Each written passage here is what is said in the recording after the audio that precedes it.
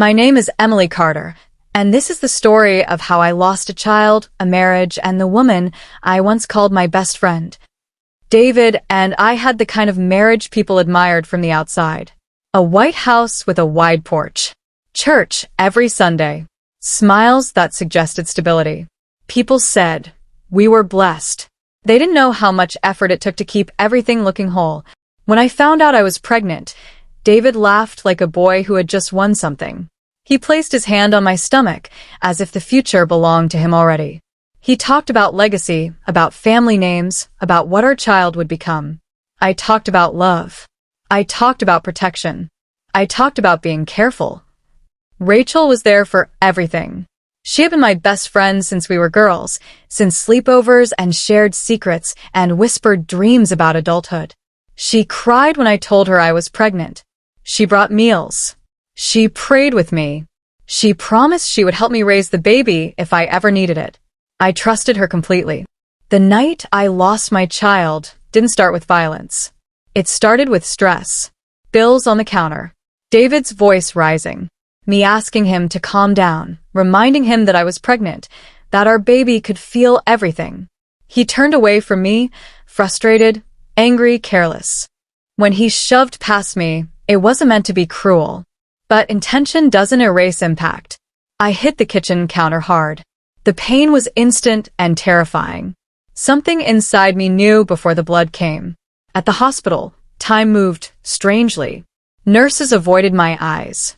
The doctor spoke softly, professionally, as if lowering his voice could soften the truth. There was no heartbeat. David cried loudly in the hallway. Strangers heard him, comforted him. I lay still on the bed, staring at the ceiling, trying to understand how a life could end so quickly and so quietly. After the miscarriage, my body never fully recovered. The doctors used words like damage and complications. They said another pregnancy would be difficult, possible, but unlikely. They spoke as if they were discussing weather, not the center of my existence. David heard something different. He heard a limitation, a delay, a disappointment. He stopped touching me the way he used to. He stopped defending me when his mother asked when we would try again. He looked at my body as if it had betrayed him, as if I had failed a test I didn't know I was taking. Rachel stayed close during that time. Too close. She held my hand when I cried. She told me God had a plan. She said patience was my lesson. She said restoration was coming. I didn't know she was already sleeping with my husband. She told me she was pregnant on a quiet afternoon. Her voice shook, but her eyes didn't. I knew before she said his name. I knew because betrayal has a sound. It echoes before the truth is spoken. David didn't beg for forgiveness. He didn't deny it. He said he wanted a child. He said he couldn't wait forever. He said he deserved a legacy. The man who caused my miscarriage was blaming me for the consequences of his own hands. He left quickly, filed for divorce, moved in with Rachel. They called it a new beginning. They smiled in public, posted pictures, spoke about blessings. I stayed behind in the house we once painted together, surrounded by silence and memories that refused to fade. I screamed into pillows so the neighbors wouldn't hear. I prayed and felt nothing answer back. Sunday mornings were the hardest. Families filled the pews. Children laughed. I sat alone and wondered how love could abandon someone in their deepest pain. Healing didn't come all at once. It came slowly. In therapy rooms. In long walks beneath Spanish moss. In learning that my worth had nothing to do with my womb. But the story did not end with me leaving quietly. Because silence was never what I was meant to inherit. The truth began to surface slowly, the way rot always does. People whispered. Timelines didn't add up. Someone mentioned blood types.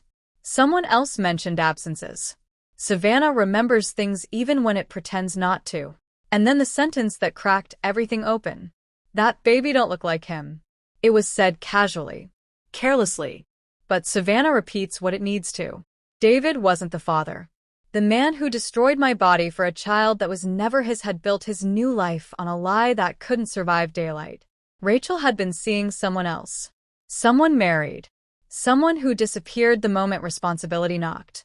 David found out the way men like him always do, too late, and in public. He came to my door weeks later, unshaven, hollow, smelling like regret and cheap whiskey. He said he didn't know. He said he lost everything. I didn't invite him in. You didn't lose it, I told him. You traded it. And for the first time, I meant every word. He stood on my porch like a stranger wearing my husband's face. The man who once knew how I took my coffee, who once traced circles on my back when he couldn't sleep, now looked at me like I was the last door left unopened. David said my name the way people say prayers they don't believe will be answered. I watched him carefully, noticing how small regret looks when it finally arrives. It never comes dressed like remorse. It comes like fear. Fear of consequences. Fear of being alone. Fear of losing the story you told yourself about who you were. He said Rachel lied to him.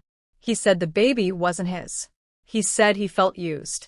I thought about the night in the hospital when I lost my child and how used I had felt then. I thought about how loudly he cried while I lay silent. I thought about how easy it was for him to always center his pain, even now. I warned you, I said quietly. He frowned. I warned you what happens when you confuse ownership with love. He reached for my hand. I stepped back. That was the moment something shifted inside me. Not anger. Not hatred. Authority. For the first time since I lost my baby, I wasn't reacting. I was choosing. David didn't come back again after that. Pride has limits, but humiliation has rules. Savannah had already begun turning its face from him, and men like David don't survive long without admiration. Rachel's unraveling took longer. She had always been good at performing innocence. She cried beautifully. She spoke softly. She knew which words made people uncomfortable enough to stop asking questions. But lies require maintenance, and she was exhausted. Her baby cried constantly. Her husband, yes, David married her anyway, worked longer hours. The house she moved into felt colder than the one she'd left behind. Women stopped inviting her to lunch. Church smiles grew tight. Conversations shortened when she entered a room. Savannah doesn't exile loudly. It just withdraws warmth until you freeze on your own. She called me one night, months after everything fell apart. I didn't answer. She texted instead. She said she needed to talk. She said she was sorry. She said she never meant for any of it to happen. I stared at my phone for a long time before responding. Neither did I. That was all I sent. It wasn't cruelty. It was honesty. In therapy, I learned something important. Closure isn't something other people give you. It's something you stop asking for. The more Rachel tried to justify herself, the more obvious the truth became. She hadn't wanted David. She wanted what he represented: security, admiration, validation. She wanted to feel chosen, even if it meant choosing betrayal. David was just arrogant enough to think that made him special. The real reckoning came quietly, disguised as paperwork. My lawyer asked if I wanted to include the incident, the shove, the miscarriage, in the divorce proceedings. I hesitated. Not because it wasn't true, but because I had spent so long protecting David from the consequences of his actions that the idea of stopping felt unnatural. But something inside me hardened that day. Yes, I said. Yes, I do. When the case went before a judge, I spoke clearly. I didn't cry. I didn't soften my words. I didn't apologize for making people uncomfortable. I told them about the argument, about the shove, about the counter, about the hospital, about the doctor's voice. David stared at the floor. Rachel wasn't there, but her shadow was. The judge listened. The room listened. And for the first time, my story existed outside my body. That was my pound of flesh. Not blood. Not vengeance. Truth. David lost more than money that day. He lost the protection of ambiguity. He lost the ability to pretend things just happened to him. His name became attached to facts instead of excuses. Rachel tried to control the narrative afterward.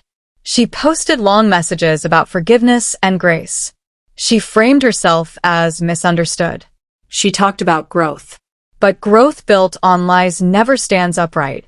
Someone shared court records. Someone else shared timelines.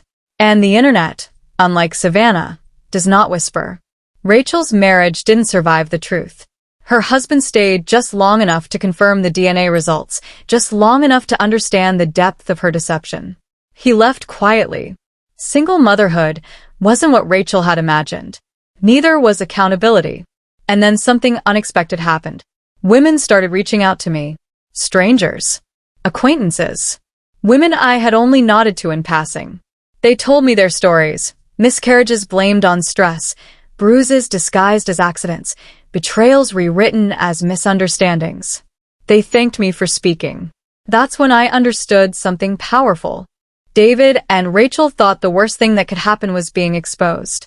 They were wrong. The worst thing that could happen was losing control of the story. And they had. After the court proceedings, my life did not suddenly become peaceful. If anything, it became louder. But it was a different kind of noise. It was the sound of truth echoing instead of shame whispering. David tried to come back into my life the way men like him always do, carefully at first, testing the ground as if I might still be soft enough to bend. He sent emails instead of texts. Apologies written late at night, heavy with regret, but light on accountability. He said therapy had opened his eyes. He said he finally understood how much pain he had caused. He said losing Rachel, losing the child he thought was his, losing his reputation, he said all of it had broken him. I didn't respond. Silence, I learned, is not avoidance when it's intentional. It's a boundary. When he finally asked to see me in person, I agreed, not because I owed him anything, but because I no longer feared him. I met him at a cafe near the river, a public place, neutral ground. He arrived early. He always liked to control timing. He looked smaller. Not physically, but spiritually. The kind of small that comes from being seen too clearly. I just want you to know, he said, that I never meant to hurt you. I took a slow breath. You didn't mean to, I replied. But you did.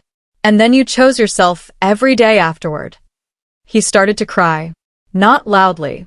Not performatively. That almost fooled me. I lost everything, he said. No, he answered calmly. You lost access to me. Everything else left because it couldn't survive the truth. That was when I saw it, acceptance finally settling in. Not forgiveness. Acceptance that the door was closed and locked from the inside. Rachel didn't ask for a meeting. She demanded one.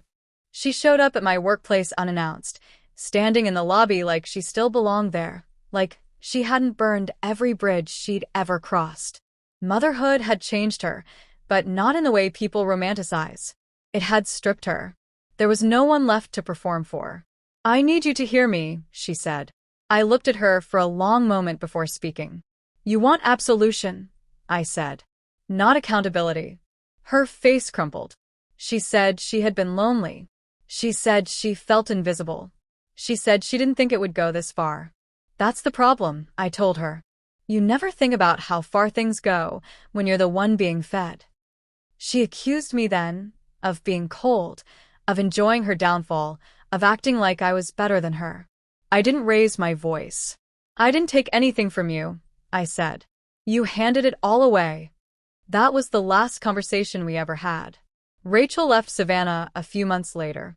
People said it was for a fresh start. People always say that when what they really mean is escape. David stayed. He had to.